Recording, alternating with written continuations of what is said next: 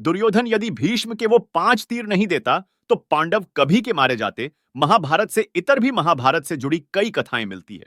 पौराणिक मान्यता अनुसार जब कौरवों की सेना पांडवों से युद्ध हार रही थी, तब दुर्योधन भीष्म पितामह के पास गया और उन्हें कहने लगा कि आप अपनी पूरी शक्ति से यह युद्ध नहीं लड़ रहे हैं। मैं जानता हूं कि आपका पांडवों के प्रति अनुराग है और आप उन्हें ही जिताना चाहते हैं। यह सुनकर भीष्म पितामह भयंकर क्रोधित और निराश हुए। तब उन्होंने अपनी निष्ठा एवं दृढ़ता को प्रकट करने के लिए तुरंत ही 5 सोने के तीर लिए और उन्हें मंत्रों की शक्ति से युक्त करने लगे। मंत्र पढ़ने के बाद उन्होंने दुर्योधन से कहा कि कल युद्ध में इन 5 तीरों से वे पांडवों को मार देंगे। पांडवों के मारे जाने से युद्ध का अंत हो जाएगा और तुम्हारी जीत निश्चित हो जाएगी। लेकिन दुर्योधन की मूर्खता की भी कोई सीमा नहीं थी। उसने महाभारत में कई गलतियां की थीं। उन्हीं गलतियों में से एक यह गलती भी थी कि उसने भीष्म की बातों पर विश्वास नहीं किया और इसे मजाक समझा। ऐसे में उसने भीष्म से वह 5 तीर ले लिए और कहा कि वह उन्हें कल सुबह यह तीर दे देगा। अभी यह 5 तीर मेरे ही पास रहेंगे। सूर्यास्त के युद्ध पश्चात सभी अपने अपने शिविरों में रहते हैं।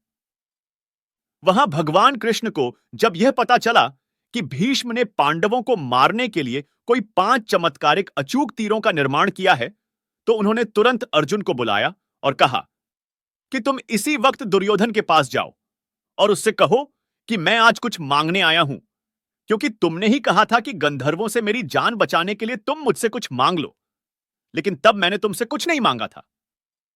आज मांगने आया हूं, क्या तुम देने के लिए तैयार हो? अर्जुन दुर्योधन के पास जाकर ऐसा ही कहते हैं और वे दुर्योधन के शिविर में जाकर दुर्योधन की अपने वादे की बात याद दिलाते हैं, जबकि अर्जुन ने एक बार दुर्योधन को गंधर्वों से बचाया था। दुर्योधन कुछ देर के लिए सोच में पड़ जाता है और फिर कहता है, अच्छा, मांग लो। तब अर्जुन उनसे पुण्य वचन लेता है कि क्या तुम सचमुच वचनबद्ध हो और मुझे वह दोगे जो मैं मांगूंगा? दुर्योधन कहता है कि अब मांग ही लो, मैं वचनबद्ध हूं, निश्चित ही मेरा वचन खाली नहीं जाएगा।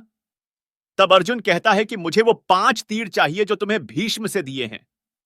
क्षत्रिय होने के नाते दुर्योधन ने अपने वचन को पूरा किया और तीर अर्जुन को दे दिए। पांडवों को मारने के ऐसे कई मौके आए थे जबकि दुर्योधन आसानी से पांडवों को मार सकता था, लेकिन उसने हर बार मौकों को गंवाया ही था। ऐसे ही एजुकेशनल वीडियो के लिए कृपया इस चैनल को लाइक, सब्सक्राइब एंड शेयर कीजिए। धन्यवाद।